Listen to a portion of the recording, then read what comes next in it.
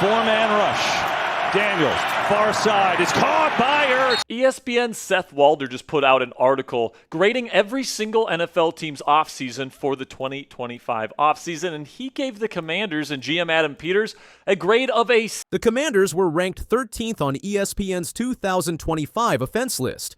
But is that number hiding something big? A young quarterback, new playmakers, and a team full of surprises. Let's see why this ranking might be the start of something special. And the 13th spot, it's more than a number. It's a signal that this team is no longer irrelevant, no longer overlooked. It's the start of a new identity for Washington football, one rooted in potential, grit, and a touch of danger. Right out of the gate, let's answer the obvious question. Why is Washington not in the top 10 or top 5? ESPN's Bill Barnwell evaluated every team's trio of skill positions, wide receivers, tight ends, running backs separately from quarterbacks, offensive lines, and schemes. In his eyes, the Commanders sit squarely in the top half, ranked 13th out of 32. That places them ahead of many, but still a step away from the most explosive groups. They're not weak, but they're not elite either. For perspective, some of the teams below Washington in these rankings still feature superstars. That tells you just how competitive and tight these evaluations are. Being 13th doesn't mean average. It means you're knocking at the door of greatness, and possibly just one breakout season away from climbing several spots. This ranking doesn't include Daniels in the calculation, but everything changes once you factor him in. His rookie season was a revelation. Over 3,500 passing yards, nearly 900 rushing yards, and 31 total touchdowns. He capped it off by sealing a playoff win with a jaw-dropping Hail Mary. He earned Offensive Rookie of the Year and turned Washington into playoff contenders. Daniels wasn't just flashy. His deep ball placement ranked top 5 among all quarterbacks, and his ability to extend plays consistently punished defenses. He made everyone around him better. Suddenly, receivers had more space, running lanes opened wider, and the pressure shifted entirely onto defenses. Daniels is the kind of quarterback who transforms a good offense into something dangerous. For defenses preparing for Washington in 2025, that's the real fear. They're no longer game managing, they're playmaking. If you imagine every team with an average quarterback, then ranked by pure playmakers, WRs, RBs, TEs, the Commanders are 13th. But with Daniels at the helm, that talented group suddenly looks more explosive. Terry McLaurin had a massive rebound. His jump in touchdowns and improved efficiency gave the Commanders a reliable number 1 receiver. His chemistry with Daniels was electric, and defenders paid the price. Deebo Samuel brings a different kind of firepower. Known for dynamic yards after catch, he averaged an astounding 8.8 YAC. When healthy and locked in, he's one of the most unpredictable weapons in the league. Lining up everywhere, from slot to backfield, he keeps defenses guessing. The tight ends and running backs are solid. They're capable, but don't yet threaten to dominate. The lack of a clear elite player in those spots held Washington back from climbing higher. Brian Robinson Jr. deserves mention. He's a grinder who keeps defenses honest. His physicality and short yardage consistency are valuable in a group where finesse often overshadows grit. Talent alone kept the group hovering just below the elite, but coaching and scheme are part of the equation. Enter Kliff Kingsbury. His system is known for its creativity in spreading the ball, supporting athletes like Daniels and McLaurin. Analysts call it the perfect pairing. Daniels gaining confidence, Kingsbury calling plays that maximize potential. Barnwell confirmed that this setup boosts Washington's skill group, pushing their ranking up from what it might have been under a different coordinator. Kingsbury's track record with quarterbacks is another major plus. His history with dual-threat players and vertical routes all suggest Washington is on the verge of becoming a nightmare matchup. Even with McLaurin and Samuel at the top, Washington's offensive skill chart still lacks one key piece: elite depth. If you list the top 5 wide receivers, 1 tight end, and 1 running back Barnwell's evaluation method, you don't get that extra star in the wings. The Commanders have a reliable starter lineup, but no backup who would make another team's top list. Ben Sinnott or Luke McCaffrey could rise up, but for now, they're projected as depth. Injuries to either of the main receivers would quickly expose this group's limitations. That's the gamble, and that's why this offense, while promising, still makes analysts hesitate before putting them in the top tier. Washington didn't stand still. They made moves to shore up this group. They acquired Deebo Samuel, giving them that deep threat possession play combo. They drafted wide receivers like Jalen Lane, hoping for breakout speed. On the offensive line, they brought in Laramie Tunsil to protect Daniels and drafted Josh Connerly Jr. to future-proof the line. Tunsil's impact is huge. With better protection, Daniels will scan the field longer, allowing plays to develop and receivers to shake loose. It's not just about stars. It's about the infrastructure that lets them shine. Where do the elite squad sit?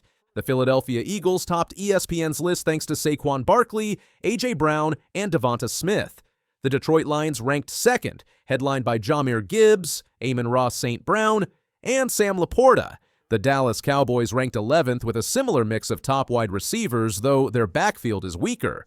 Washington looks similarly strong at the top, missing that third breakout piece that makes the difference. If you swapped one more elite receiver or tight end into this group, they'd easily break into the top 8.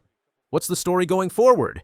2 burning questions. Will Deebo Samuel stay healthy and explosive? Can Daniels and Kingsbury unlock deeper-tier targets to support the top pair? If Samuel delivers and names like Sinnott or McCaffrey emerge, Washington could slide into the top 10. If not, they remain a team with great potential that never fully explodes. This season is a test of growth. Every weapon needs to level up. Depth players must find their moment. This is no longer about a rebuild, it's about evolution. Daniels is carrying the franchise forward. In his rookie season, he turned Washington from cellar dweller to playoff team, leading to a dramatic NFC Championship appearance and rookie milestones. Daniels fires one caught. McLaurin in stride. Breaks a tackle. Terry McLaurin. The focus is clear. Support the man behind center. That means depth, health, and scheme mastery. Watch how this team handles early adversity. Watch how quickly young players earn trust. If the answers are positive, that number 13 will feel laughably low by season's end. So when ESPN says number 13, here's what it really means. Washington has solid top-end talent, a quarterback who changes everything, and a system that amplifies their strengths. But they're still missing the third-tier explosion that could make them soar. This roster sits in a sweet spot better than most, but not yet among the best. And with the right development, Samuel's durability, emerging backups, draft hits, they could climb fast. Let me leave you with this. 13th sounds safe, right in the middle. But what if this isn't where they stop? If Daniels continues his rise and new weapons step up, the Commanders could crack the top 10 by midseason. Then the question becomes, how high can they really go? If you're just as curious about where this team is headed, make sure to like this video, subscribe for more in-depth breakdowns, and drop your predictions in the comments. Your take could be featured in our next episode. Former NFL cornerback Asante Samuel Sr. just went nuclear on the Dolphins organization, and honestly, after listening to what he had to say, I'm not sure I can argue with much of it. Multiple people have been speaking out about this organization lately. We've got Samuel Sr. dropping bombs. We've got comments from departing players like Raheem Mostert and Jonnu Smith. Even the national media is starting to pile on. Today, we're going to break down all of these criticisms and see if they hold water. Let's start with the big one. Asante Samuel Sr. came out yesterday and absolutely destroyed the Dolphins' leadership structure. Here's exactly what he said. The Dolphins had no reason to trade Jalen Ramsey other than they're sensitive. There's no leadership in the Dolphins organization. Mike McDaniel is a pushover. Chris Greer, the general manager, he has no backbone. These guys over here, the Miami Dolphins, they are running this team like a little league team. No one can stand up to the players. They are terrified of their own players. They have no control over their players. Dolphins had no reason to trade Jalen Ramsey other than they're sensitive. There's no leadership in the Dolphins organization. Mike McDaniels is a pushover. Chris Greer, the general manager, he has no backbone. These guys over here, the Miami Dolphins, they are running this team like a little league team. No one can stand up to the players. They're terrified of their own players, and they have no control over their players. That's pretty damning stuff, right? Samuel Sr. didn't hold back at all. He basically called out the entire power structure from top to bottom. The head coach is a pushover. The GM has no backbone. The organization runs like a little league team. Now, before we dive into whether he's right or wrong, let's establish some context. Samuel Sr. is the father of Asante Samuel Jr., a cornerback the Dolphins have reportedly been pursuing. Based on these comments, it's safe to say Samuel Jr. won't be signing in Miami anytime soon. Samuel Sr. specifically mentioned the Jalen Ramsey trade as evidence of organizational weakness. Let's break down what actually happened here because it's pretty telling. The Dolphins gave Ramsey a contract extension after he was dealing with a groin injury. Remember this timeline. Ramsey has injury concerns, gets his extension, then suddenly he's good to go for week 2. That's the kind of situation that drives organizations crazy. But here's the thing. The Dolphins don't know how to handle these alpha dog type players. You could argue that players like Ramsey are toxic and you don't want them in your locker room. That's fair. But when you look at Super Bowl winning teams, they have guys who keep the locker room in check. They have vocal leaders who won't let players give up or create drama. The Dolphins seem incapable of holding on to these kinds of players. They can't manage the strong personalities that championship teams need. Whether it's Ramsey or other alpha types, Miami just can't make it work. Samuel Sr. is going off perception, obviously. He hasn't worked directly with Greer or been coached by McDaniel, but perception matters in the NFL. When you look at the Miami Dolphins organization from the outside, it doesn't look good. Think about where we are right now. We traded Jalen Ramsey to Pittsburgh. Now we're hoping and praying that Rasul Douglas signs with us. We're hoping Stephon Gilmore will come here. These are guys still available on the street, while every other team has their number 1 corner locked up. Who's our number 1 corner right now? Storm Duck? Ethan Bonner? Is Cater Johnson going to play outside? The secondary is completely messed up. We've heard nothing from Minkah Fitzpatrick since the trade. Maybe he's waiting until July 22nd to make some statement about being happy to be back. The organization keeps talking about culture. But from the outside looking in, it's kind of a mess. Samuel Sr. sees that mess and calls it exactly what it is, a little league operation. Samuel Sr. isn't the only one speaking out. Raheem Mostert sent out a tweet after the Jonnu Smith trade that said, "Pro Bowl players on the Dolphins get treated like blank. Happy for my guy, though." Now this is where things get weird with Mostert. He was just on the Fish Tank show saying great things about the Dolphins and his time with the team. Then he tweets this out. The timing is bizarre. Also, let's be technically accurate here. Jonnu Smith was an alternate Pro Bowler, not a full Pro Bowler. And Mostert, when you had your great Pro Bowl year, didn't the Dolphins give you a contract extension? They took care of you financially after you had all those all-purpose touchdowns. The contradiction in Mostert's messaging is confusing. One day he's praising the organization, the next day he's suggesting they mistreat Pro Bowl players. It makes you wonder what's really going on behind the scenes. Jonnu Smith handled his departure much more diplomatically. He appeared on Taron Armstead's podcast and said, "I didn't foresee this happening with how the season went for me individually. Obviously, I had aspirations of ending my career in Miami, with it basically being home for me, my children, my family, but I understand the business side of it and it didn't work out. I'm grateful. I've got no ill feelings towards Miami and nobody in the organization. I can't sit here and lie and say it didn't sting when the process was playing itself out." Said, I didn't foresee this happening with how the season went for me individually. Obviously, I had aspirations of ending my career in Miami, with it basically being home for me, my children, my family. But I understand the business side of it, and it didn't work out. I'm grateful. I've got no ill feelings towards Miami and nobody in the organization. He also says, I can't sit here and lie and say it didn't sting when the process was playing itself out. Smith had a franchise record-setting year in 2024. He was the 4th best tight end in the NFL for receiving and touchdowns, but he wanted $12 million from Miami, and they simply couldn't afford it. The Dolphins were sitting at $13 million in cap space before any trades. They had bigger needs, like cornerback, because Ramsey already had 1 foot out the door. Smith understood the business reality. The Steelers were willing to pay $12 million. Miami wasn't. Actually, the Dolphins did Smith a favor. They could have held on to his contract rights and forced him to play for less or get fined. Instead, they facilitated his move to Pittsburgh, where he could get his money. That's probably why he said he has no ill feelings toward the organization. The national media has started picking up on Miami's dysfunction, too. NFL Live discussed the Dolphins' recent trades, and their analysis wasn't flattering. Kimberly Martin expressed confusion about the team's direction. From when I look at the Dolphins, one of the things that we've said year after year is this team just doesn't seem to be physically tough. Not my words. Opponents have said that the same.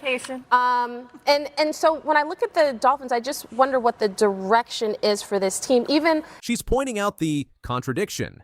The Dolphins talk about wanting to be more physical, but then they trade away physical players like Ramsey. The mixed messaging suggests an organization without clear direction. Field Yates was even more direct in his criticism.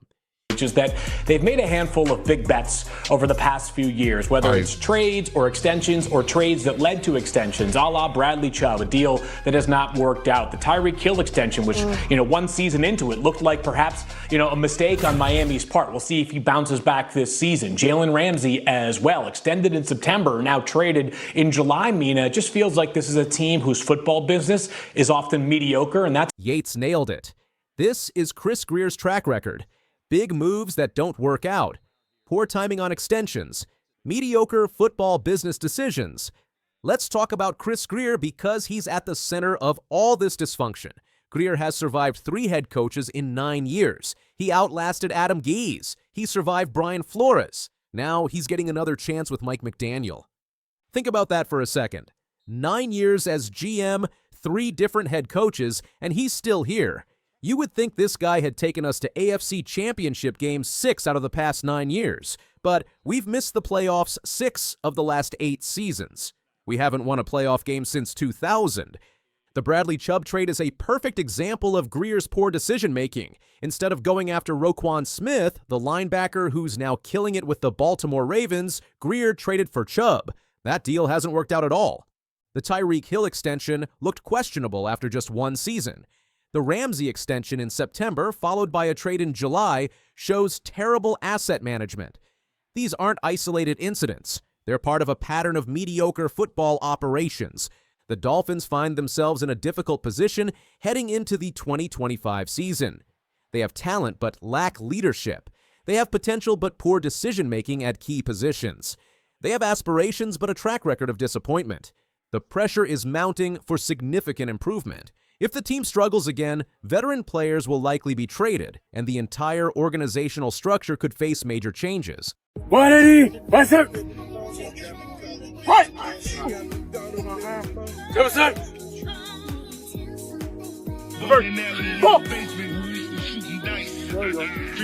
but still I can't afford to let these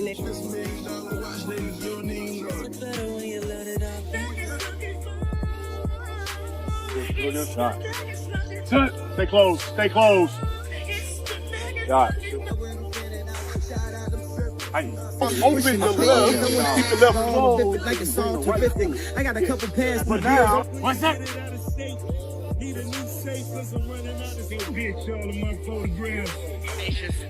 Right. Everybody running dig. You hit a motherfucker. Hey, I was just talking. 7%. Right.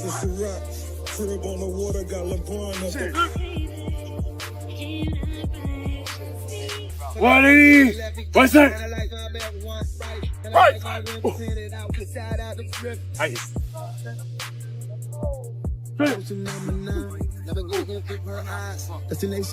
Why is one of college football's biggest stars stuck at the bottom in Cleveland? Shedeur Sanders ran up a hill in Miami, sending a message to the league. But back with the Browns, he's not even getting first-team reps. Fans are furious. Insiders are warning he could be cut. And rumors of another quarterback draft pick in 2026 have people asking what is really going on with Shedeur Sanders. Every quarterback in Cleveland's camp has a chip on their shoulder. Yet for Shedeur, it's more than just proving his arm. It's about proving himself. Drafted in the 5th round at number 144. 4 months after being projected as a first-rounder, Sanders landed amid a quarterback logjam. 5 signal callers drafted or acquired in 1 offseason.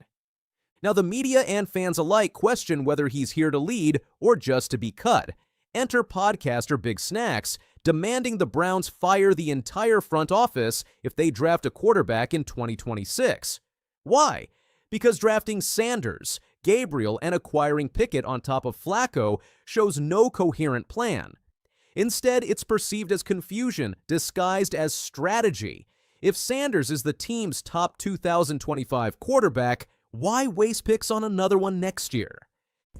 There is no doubt